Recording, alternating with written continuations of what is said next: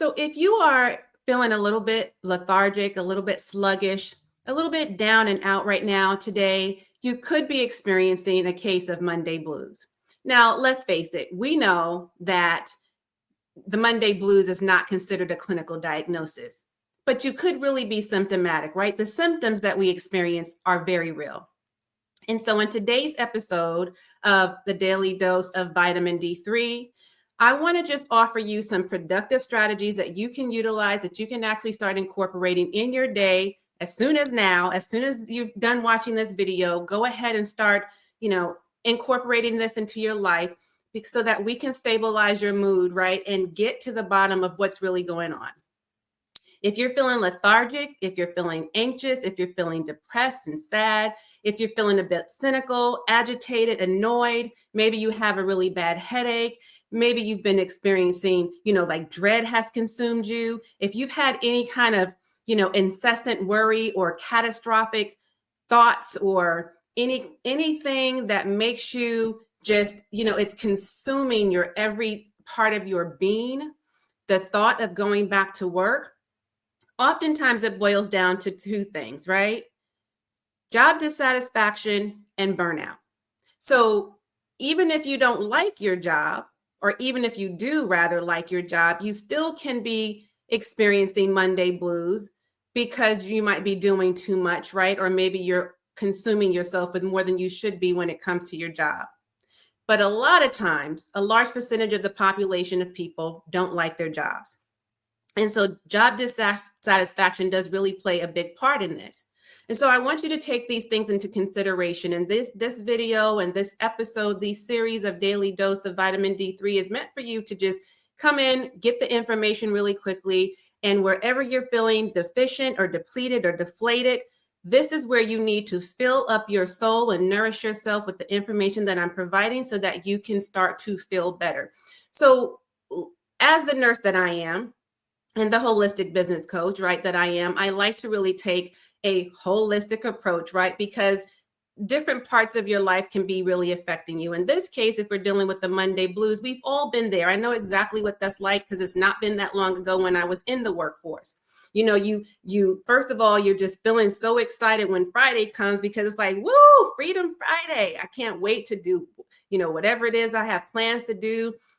Just me time, family time, quality time with my friends and my family. I want to go out. I want to hang out. I want to do whatever I feel like doing because it's finally a day that I can, like, after work, kind of wind down and just hang out and do whatever I want to do on my terms.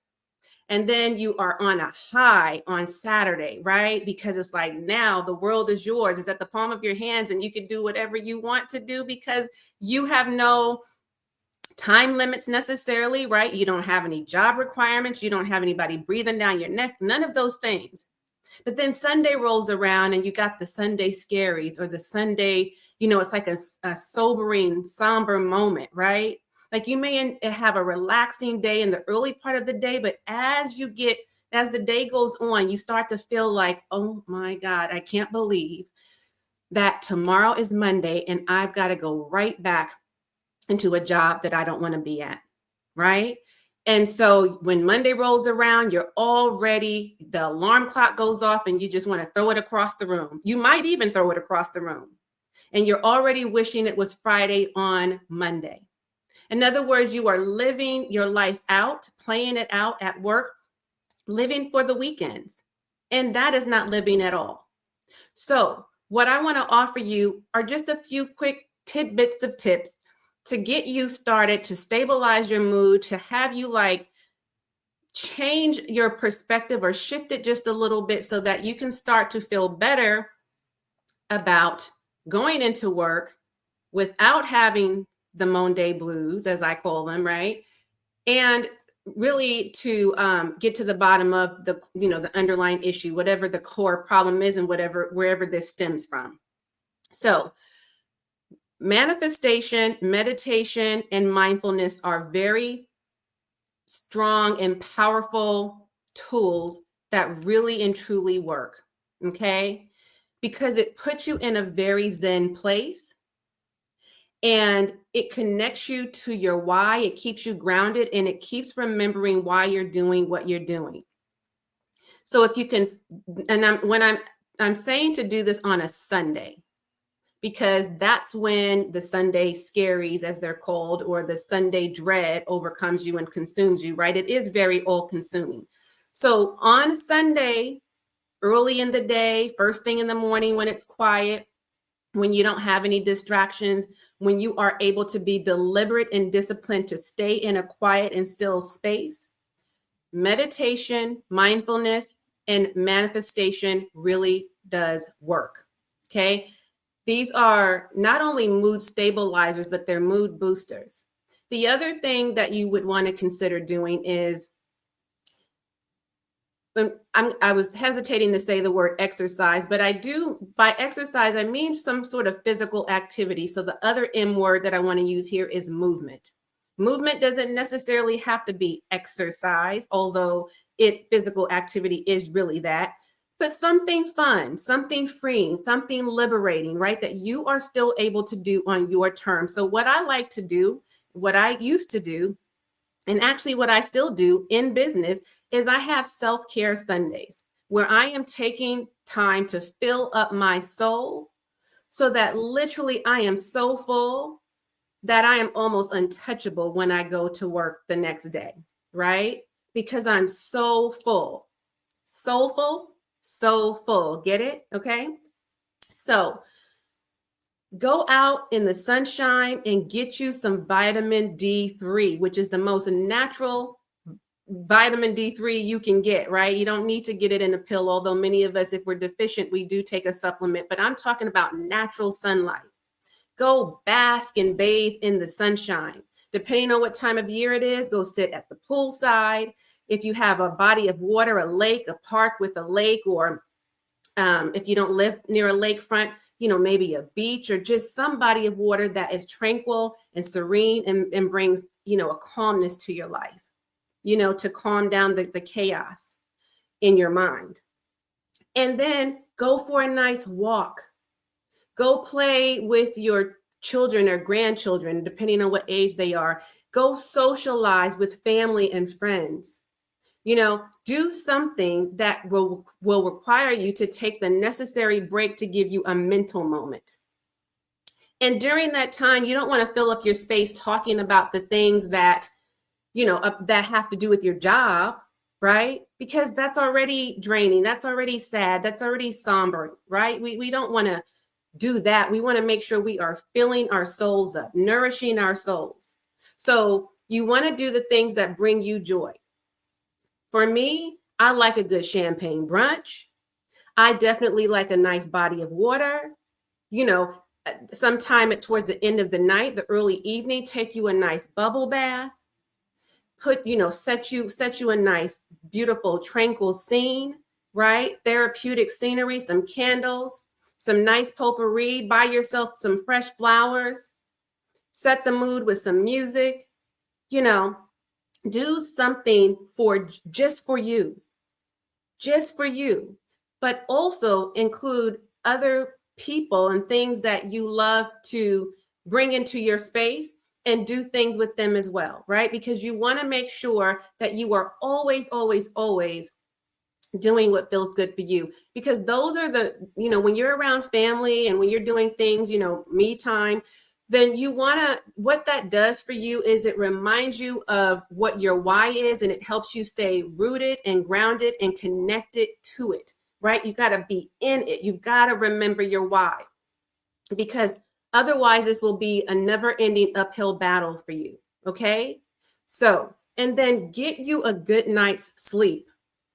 Now, I know we talk a lot about 8 hours is, like the ideal sleep time frame that you should, have to sleep, have a good night's sleep. That's considered a good night's sleep. And you know what? It actually is.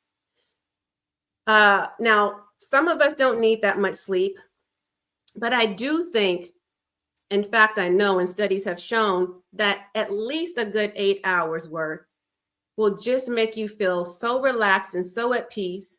And that's what we're going for here. So if you're doing things during the day on a Sunday that feels relaxing and it fills your soul up, and you're reaching out to people or hanging out with people, socializing, or just doing whatever for you on Sunday. And then you just make it like a relaxed day as opposed to you got to hurry up and try to get it all in day. And then you get you a nice, take you a nice bubble bath, wind down with some wine or some champagne or a nice cocktail or whatever it is that floats your boat, or non-alcoholic beverage, some warm, hot tea or whatever.